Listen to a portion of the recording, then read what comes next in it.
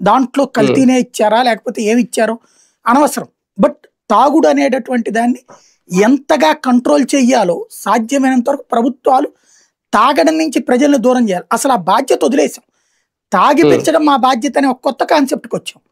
ఒకప్పుడు మద్య అవును. నిషేధం పెట్టిన పార్టీనేనా ఇట్లాంటి పని చేసేది అంటే వెంటనే కొంతమంది అర్జెంటుగా టముకులు వేసుకుని వచ్చేస్తారు. ఆ రోజుల వాతావరణాలు వేరు, ఈ రోజుల వాతావరణాలు వేరు. వాతావరణాలు ఎప్పుడు మారలేదు. అప్పుడు ఏడాదికి 4 కాలాలే ఉన్నాయి, ఇప్పుడు ఏడాదికి 4 కాలాలే ఉన్నాయి.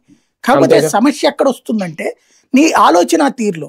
నువ్వు తాగుతున్నావు కాబట్టి తాగిచ్చడం తప్పులేదు, లేదా నీ పిల్లలు తాగుతుంటే తప్పులేదు అనుకుంటున్నావా, నీ మనవాళ్ళు తాగుతుంటే తప్పులేదు అనుకుంటున్నావు. ఇంకా అసలు వ్యసనం అని ఇంతకు ముందు ఎందుకు ప్రజల్ని మోసం చేసినట్టు? అది తాగండి, తాగి చావండి, ఇంతే కదా. చస్తే అదేదో వితంతు పెన్షను.